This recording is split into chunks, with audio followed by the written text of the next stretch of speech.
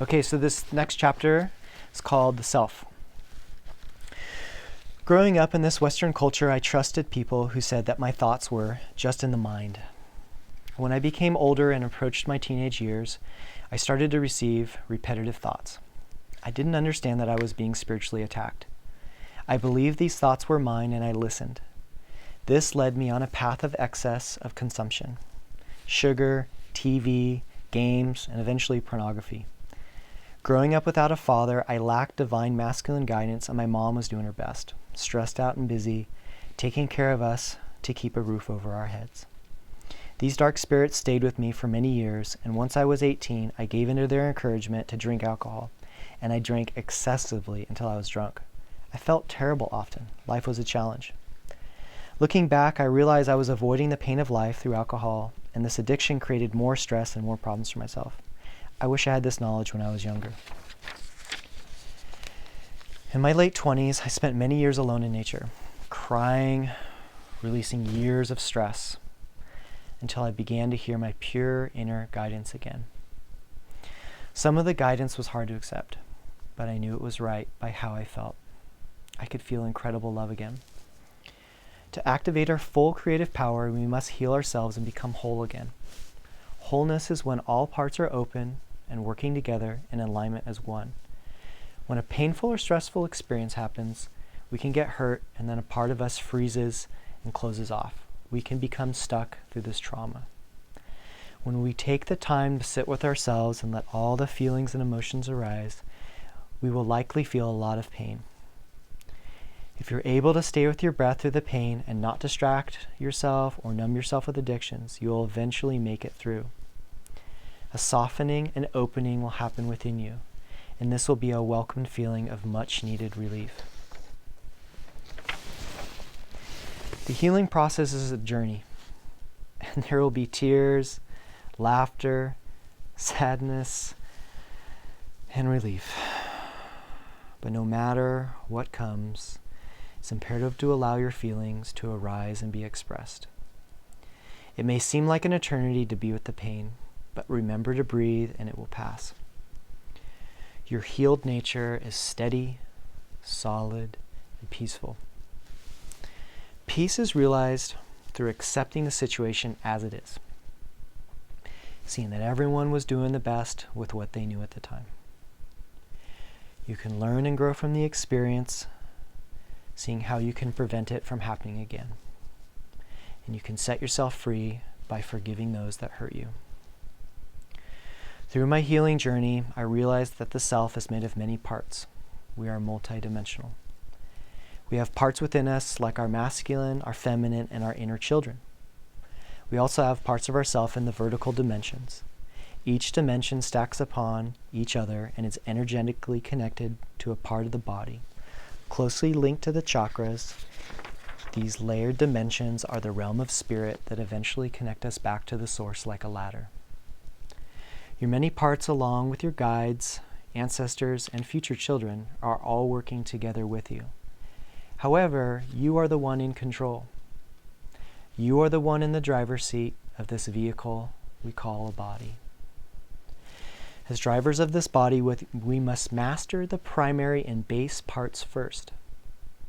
Many people are stuck in the lower levels of survival and sexuality.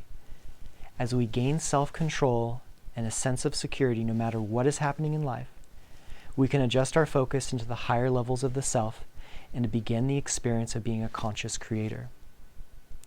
When we are experiencing creation by what we're thinking and focusing on, we must learn to gain control of ourselves by being aware of what we're focusing on.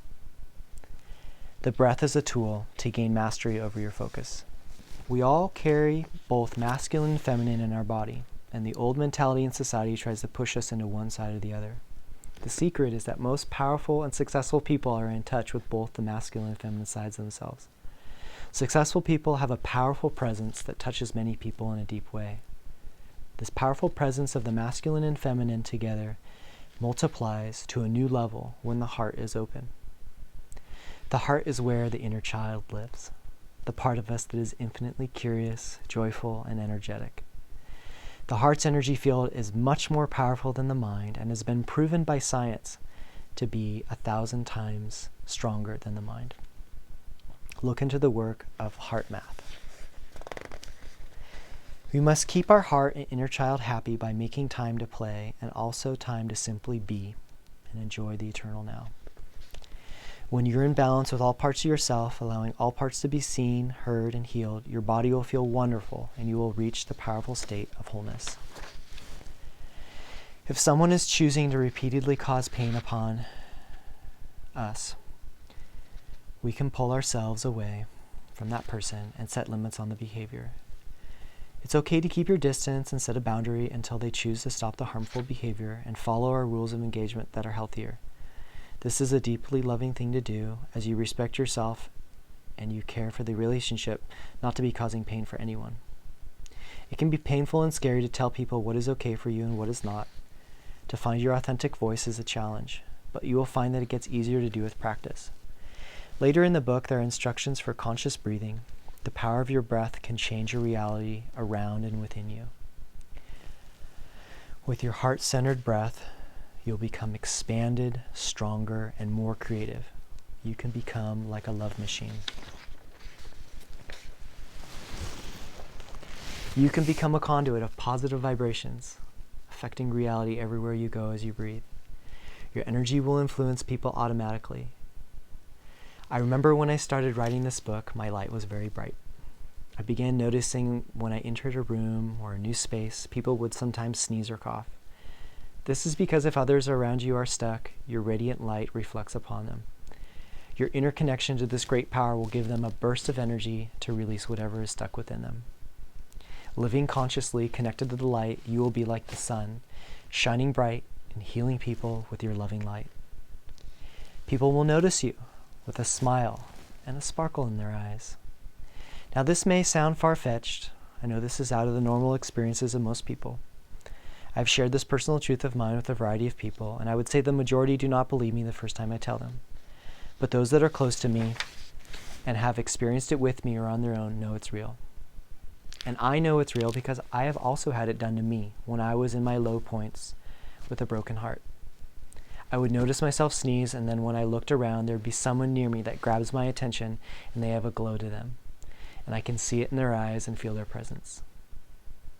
Life is complex, and we have many layers of ourself to heal. So as we rise up into the higher levels, we may find ourselves back in the lower levels. So be patient with the process. Continue to work on yourself and release anything that is holding you back from being fully present in the moment. Acceptance equals peace. The healing journey can be a long one, and I hope that by reading this book, you will learn to let go of any fears, worries, or concerns, and learn to trust in yourself. Because you have access to all the information you need within. You can ask for help from the all-powerful force of the light that is always with you.